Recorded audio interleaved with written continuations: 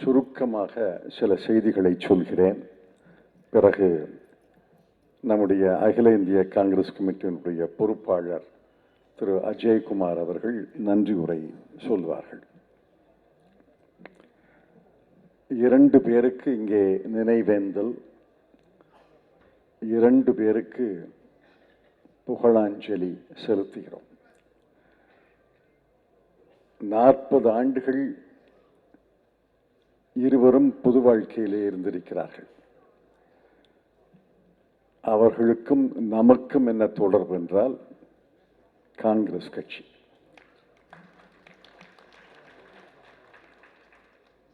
இவரும் இறுதி நாளில் காங்கிரஸ் கட்சியின் மூவர்ண கொடியை போர்த்தித்தான் அவருடைய இறுதி ஊர்வலம் நடந்தது. அதைப் போல இளங்கோவனும் இறுதி வரை காங்கிரஸ் கட்சியிலே இருந்தவர். டாக்டர் மன்மோகன் சிங் அவர்களோடு நான் பணியாற்றியிருக்கிறேன் என்றெல்லாம் சொன்னார்கள். உண்மைதான்.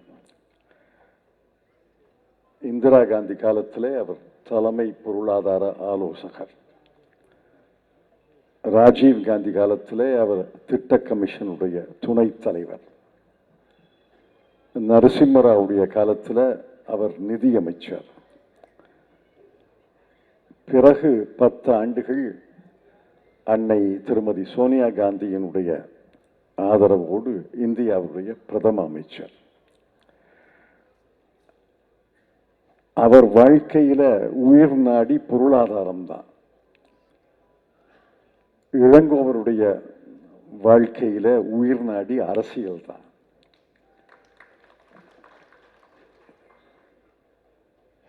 ஒருத்தர் இடத்துல டாக்டர் மன்மோகன் சிங் இருக்கும் இடத்துல அமைதி நிலவும்.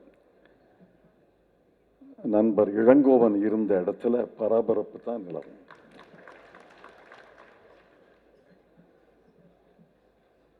திரு மன்மோகன் சிங் அவர்கள் மனதில் பட்டதையெல்லாம் சொல்ல மாட்டார், உள்வாங்கிக்குவார். நண்பர் இளங்கோவன் அவர்கள் மனதில் பட்டதையும் கேட்டதையும் சொல்லிடுவார்.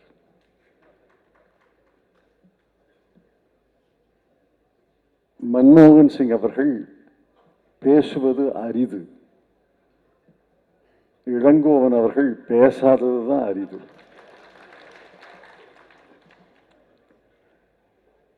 இந்த இருவருக்கும்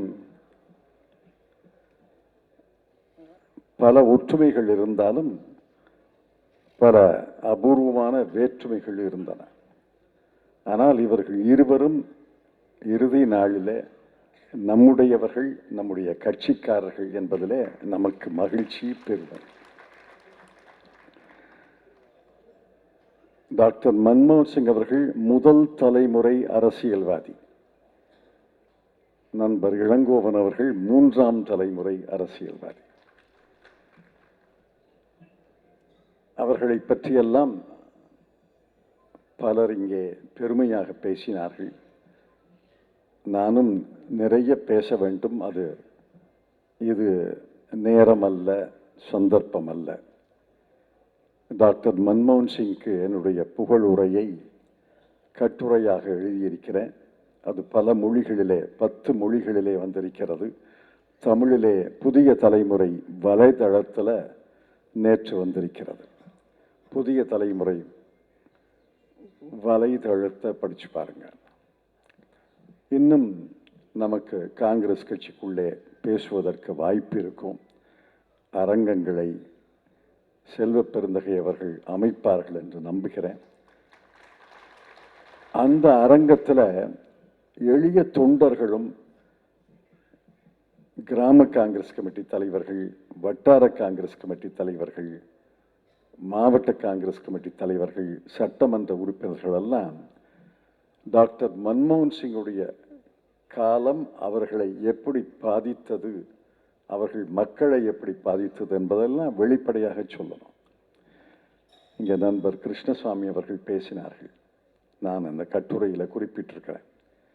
1991க்கு பிறகு பிறந்த குழந்தைகள், கவனமாக கேளுங்க, 1991 பிறகு பிறந்த குழந்தைகள் 1991க்கு முன்னால் இந்தியா எப்படி இருந்தது என்று சொன்னால் நீங்க சும்மா கற்பனையா சொல்றீங்க, அந்த மாதிரி எல்லாம் இந்தியா இருந்திருக்க முடியாதுங்கிறார்.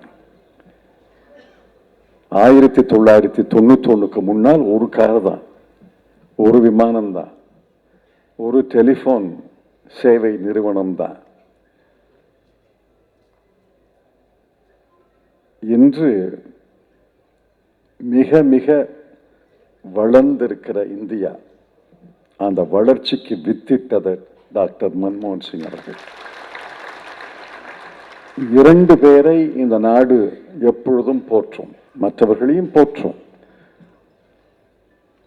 ஒன்று, இந்தியாவுடைய ஜனநாயக அரசியல் அடிப்படையை உறுதியாக அமைத்த ஜவஹர்லால் நேரு அவர்கள். பிறகு வந்த கட்சிகள் எல்லாம் எவ்வளவு அதை தகர்த்தாலும் இந்தியாவுடைய ஜனநாயக அரசியல் அடித்தளத்தை தகர்க்க முடியவில்லை.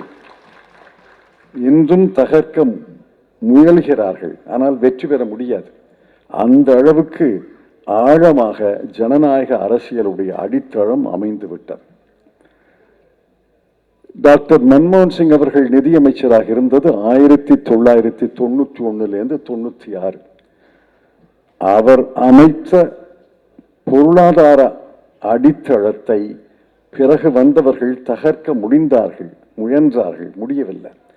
அந்த பொருளாதார அடித்தளம் தான் தொடர்ந்து இருக்கிறது, இருக்கும், அது ஒன்றும் சந்தேகமே கிடையாது. ஆக டாக்டர் மன்மோகன் சிங் அவர்களை நான் மதிக்கிறேன். அவரோடு இணைந்து பணியாற்றக்கூடிய வாய்ப்பு கிடைத்தது என்பதில் எனக்கு மிகுந்த மகிழ்ச்சி, பெருமை. அவருடைய புகழ் காலம் காலமாக இந்தியாவிலே நிலைத்து இருக்கும் என்று நான் உறுதியாக நம்புகிறேன். நண்பர் இளங்கோவன் அவர்கள், நான் என்னுடைய இரங்கல் செய்தியில் சொன்னேன், அவர் மறைந்த போது எனக்கு உடல் நலமில்லை, அதனால் பயணம் செய்ய முடியவில்லை, இறுதி ஊர்வலத்திலே கலந்து கொள்ள முடியவில்லை. அதற்காக வருந்துகிறேன், மன்னிப்பு கேட்கிறேன். ஆனால் நேற்று இரவு 12 மணிக்கு நான் வந்தேன். இளங்கோவன் அவர்கள், அவர் பரபரப்பு கலகலப்புக்கெல்லாம் அடையாளமே இளங்கோவன் தான். அவர் தொண்டர்களுடைய அன்பை பெற்றிருக்கிறார், தொண்டர்களுடைய ஆதரவை பெற்றிருக்கிறார். அதனால தான் அவர் பதவியில் இருந்தாலும் பதவியில் இல்லாட்டும் அவரை நேசித்தார்கள். அவர் எல்லாரும் பேசின மாதிரி தான், மனதில் பட்டதையும் பேசுவார், காதால கேட்டதையும் பேசுவார். அது அவருடைய குணம். ஆனால் அதை யாரும் தவறாக எடுத்துக்கொள்ளவில்லை. நிச்சயமாக எனக்கு அவருக்கு மறுப்பு அறிக்கை சொல்ல வேண்டிய தருணமே வந்தது கிடையாது. பேசுவார், அப்புறம் மறுபடியும் பேசுவார். அந்த அவர் உடல் நோய் வாய்ப்பட்டு இருந்த காலத்தில் அவரை பார்க்க முடியவில்லை என்று வருந்துகிறேன்.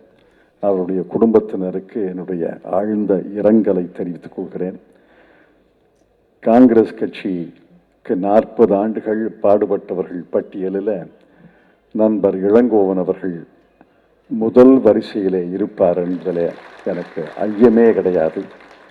இவர்கள் இருவருக்கும் இந்த புகழாஞ்சலி கூட்டத்தில் தமிழ்நாடு முதலமைச்சர் திரு மு க ஸ்டாலின் அவர்களும் இந்தியா கூட்டணியுடைய அனைத்து தலைவர்களும் கலந்து கொண்டு உளப்பூர்வமாக, உணர்ச்சி பூர்வமாக நினைவஞ்சல் கூட்டத்தில் கலந்து கொண்டு புகழுரை ஆற்றியதற்கு அனைத்து இந்தியா கூட்டணி தலைவர்களுக்கும் என்னுடைய நன்றியை தெரிவித்துக் கொள்கிறேன்.